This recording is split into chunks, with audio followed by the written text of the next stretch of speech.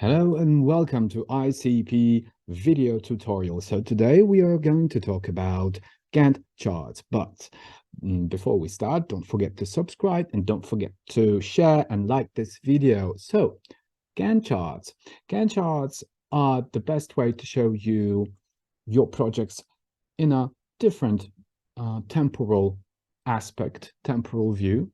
And this is the way these projects are shown in a Gantt chart view. So basically, we can see where the project starts and ends. And one more great functionality, we can see how the projects are divergent with regard to their base and base plans. So the basically orange color shows you the project start and planned start and planned end date. And for example, you can manage the portfolio of the project with regard to a specific category. Hence, you can have this portfolio in this Gantt chart view. So you basically double click and you're going to be transferred into this particular project. But let's have a look at this one here. So basically you can see different colors. As I said, the orange one shows you the project baseline. So basically where it's supposed to start and end, the planned start date and end date. But here we can see that this project is a bit divergent with it's 1 month after the deadline. So this is the real time of the project. Yeah. So, somebody didn't do his job properly and didn't, and the project extended the planned end date by 1 month. And you can see it in this intuitive and, basically great interactive view. Interactive because you double click it and it transfers you to the Gantt chart. Yeah. Gantt chart, the way you manage, the way you create the project structure, it's going to be implemented into a Gantt chart. So basically what you're seeing are the group of tasks. So social media is a Kanban board with columns and statuses, to do, in progress and done. And this is a Kanban board, product changes, external campaign. So these are all Kanban boards which are shown here in our Gantt chart. Well, Gantt chart allows you a lot of moves, a lot of functionalities. For example, the first one is the dependencies.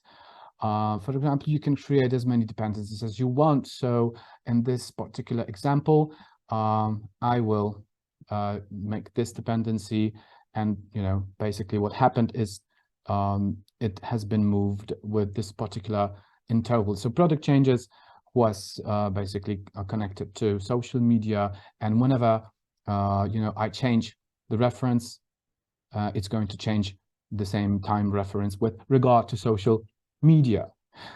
And for example, and look at what happened. So the actual state of the project changed, and basically I would like to make a stamp out of this particular progress, yeah, with regard to this time reference. So as you can see, this is my previous view. So this is how this project has become divergent from my original planned segments of this project. Yeah. And these are various time stamps, and so progress of this project. What's more, you can basically add milestones too. So here you have a milestone. You can also create dependency with regard to milestones. So let's make them dependent. So end of social media will be corresponding to some sort of a milestone for this project, which is board meeting. Also, you can allocate particular resources, human resources. So you can add people if you're after deadline. So like here, the project does not correspond to the planned start date and planned end date. You might want to add some people here, right? So they can manage and deliver before a project crashes. So yeah, this is how you manage Gantt in ICP. You have a lot of functionalities, really productive are the stamps for your convenience. Plus, don't forget that you will also have the critical path here. So fully functional Gantt chart from IC project. I really hope you like this video and you find it useful. Don't forget to subscribe and like this channel. Take care. Bye.